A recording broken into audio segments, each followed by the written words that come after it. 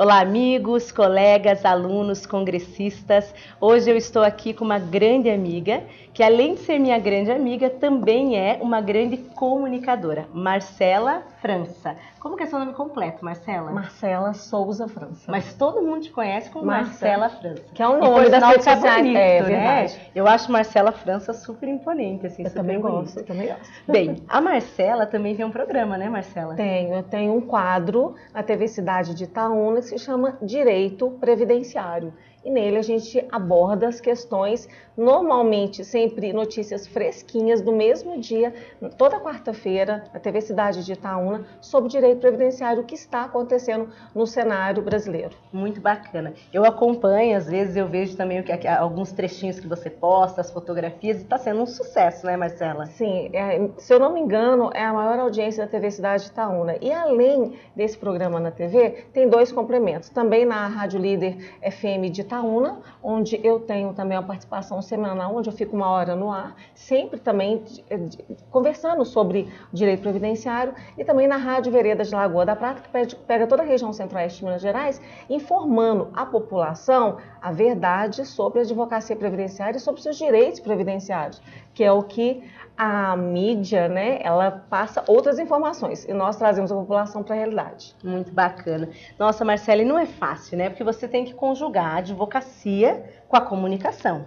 E é um trabalho, não é? É um trabalho. Hoje, felizmente, eu conto com um suporte, que é a TV, que disponibiliza, e as rádios também disponibilizam uma equipe para sempre gravar bem em cima da hora ou no horário. Eu tenho a Estefânia, que me ajuda com as pautas também, porque às vezes a gente precisa pensar em alguma coisa muito rápida. É sempre algum assunto muito fresquinho, não é nada pré-gravado, nada disso. Então, não é nada enlatado. Então, esse apoio me ajuda muito. E acima de qualquer outra coisa, Ana Paula, eu tenho tanto um suporte também na advocacia previdenciária e judicial com a minha parceira, que é a Maria Cecília Trópia, e no administrativo, que é a Naura Lavínia. Então, eu tenho a prática tanto administrativa como a judicial. Isso faz o quê? Eu tenho muito conhecimento e prática. Não é muito bacana. E na verdade, né, Marcela, para quem tem esse dom da comunicação como você tem, essa coisa bacana, de além de conjugar o trabalho da advocacia, você ainda está informando a população.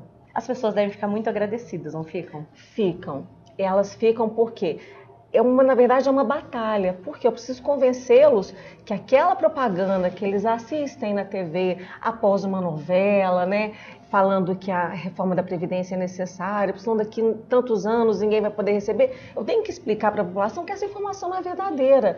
E muitas vezes as pessoas me questionam, mas o meu contador falou que é preciso, mas a TV, mas o presidente, mas o ministro Paulo Guedes falou que é necessário. Eu falei, olha, ele está de um lado, eu estou do lado de vocês, que são, né, as pessoas, os dependentes do RGPS e do RPPS. Exatamente, a população em si, né, que na verdade é destinatária dessa proteção constitucional. Mas, Marcela, eu imagino também que porque assim, você está vivendo um trabalho que é o contrário do que a mídia vem fazendo. A mídia vem perpetuando essa ideia de que a Previdência está quebrada, a gente sabe que talvez ela tenha necessários alguns ajustes, né? Sim. A gente vai precisar fazer a reforma, mas não desse jeito que está sendo dito. E eu imagino que muitas vezes você seja atropelada pela grande mídia, porque a grande mídia não quer falar disso, a grande mídia não quer debater nesse ponto a ponto que você faz de trazer os impactos. Isso também não deve ser fácil na carreira, né, Marcela? Não é fácil. Inclusive eu assisti uma live sua, só não me recordo qual era o entrevistado, que você falava assim, você falou que você não concordava 100% com a reforma, mas que você apontava, você via alguns pontos que precisavam realmente ser ajustados. Eu lembro bem dessa live que eu assisti, sua, mas a questão é a seguinte, igual, essa semana eu estava, né, antes de entrar no ar, entrou uma propaganda do governo federal na TV, onde eu tenho um quadro de direito previdenciário. Na rádio, a mesma coisa, eles entram antes, né? É uma situação assim, bem... E outra coisa, a população em geral, né, as pessoas empresários, eles querem a reforma, mas eles não estão pensando no reflexo a longo prazo para a população, os efeitos disso. E também para você que é uma comunicadora, é uma situação complicada, porque você não pode entrar no meandro político. A discussão previdenciária ela tem que estar acima da questão partidária. E é muito difícil porque as pessoas partidarizaram isso. Então, às vezes, você tem uma coisa importante para falar e você tem que se posicionar sendo de direita, sendo de esquerda. Quando muitas vezes, como comunicadora, você só quer levar a verdade. É isso mesmo. E esse impacto é muito difícil. Muitas críticas em razão disso, né? Eu vou te dar um exemplo que aconteceu comigo, né? Eu também, hoje aqui no debate do Congresso, hoje não, né? Anteontem, nós estamos no 3º dia já do 5º Congresso de Direito Previdenciário do IEPREV. E no primeiro dia a gente teve debate, o debate da reforma. E nós trouxemos a Secretaria da Previdência, trouxemos a AGU para representar a posição do governo. E muitas pessoas falaram, nossa, mas vocês estão dando o direito deles falarem. Mas a vantagem é essa, né? É a ideia do pensamento ser uma construção em que a gente traga vários posicionamentos. Hoje, você concorda como comunicadora, você que está atendendo a população diretamente, a gente não está vivendo uma questão de que ou você é uma coisa ou você é outra. Você não tem direito de pensar diferente. Você não tem direito de ser o caminho no meio. Isso não afeta o teu trabalho também? Afeta muito. Primeiro porque justamente essa questão que você falou virou uma questão partidária. E eu, inclusive no dia 23, agora no primeiro dia do Congresso, eu fui convidada para participar de um debate na minha cidade, que é a comarca de Itaúna, sobre a reforma da Previdência e apresentar o quanto a reforma está sendo prejudicial para as mulheres. Concorda? Sim, tem alguns pontos que alguns eu não concordo, mas alguns eu concordo. Por exemplo, salário e maternidade, que existem várias possibilidades de mudança. A questão das rurais, que a gente sabe que a trabalhadora rural, ela sofre ali, ela tem muita dificuldade de chegar ao benefício. Como, por exemplo, salário e maternidade é um benefício que, historicamente, a gente sabe que a trabalhadora rural, ela usa muito pouco. Muito pouco. É um benefício que ela praticamente não tem acesso. Não tem porque acesso. a dificuldade... E aí a gente tem uma medida provisória que alterou essa regra de uma forma bem contundente. Depois a gente tem uma PEC que vai mudar a condição dela como segurada da Previdência, que vai afetar o salário e maternidade, dentre outros benefícios. Verdade. Então não está sendo nada fácil para essas pessoas. E você vai falar desse tema? Vou falar também. Não, eu iria falar. Mas quando eu percebi o cenário, era justamente uma questão partidária. Falei, olha, eu não sou direita, eu não sou esquerda. Eu sou pró-trabalhador, eu sou pró-segurado. Em qualquer lugar que eu esteja, seja no mestrado, seja aqui, seja na TV ou na rádio, eu sou pró-trabalhador. É o que me interessa, é a saúde desse trabalhador.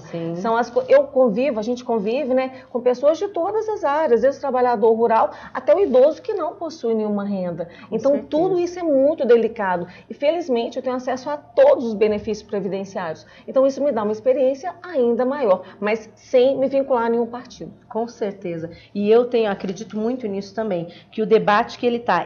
Claro, a gente não vai deixar de analisar politicamente a sociedade, mas sem partidarizar isso, porque empobrece o discurso, né? Empobrece o debate, a gente deixa pontos que são importantíssimos de fora, e às vezes aquele ponto que deveria realmente ser levado em consideração não é, por causa do interesse de uma ou de outra classe, sem levar em conta o bem-estar comum, a política pública, o direcionamento. Não está sendo fácil, né? Acredito que esse trabalho de comunicação não é fácil. Eu também vou aproveitar aqui e contar para você que eu tenho esse programa da live, né? Que você sabe, toda segunda-feira, o bate-papo previdenciário.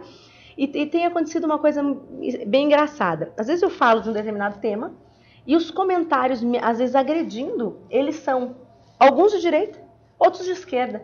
E aí eu chego à conclusão que as pessoas elas não estão preparadas para ouvir o diferente, porque tanto a direita quanto a esquerda está me xingando. Os dois falam, nossa, nenhum dos lados gosta. Por quê? Porque às vezes a gente está trazendo a verdade, e a verdade no mundo que a gente vive hoje é uma verdade que não interessa. Não interessa, é o que eu venho falando muito para a população.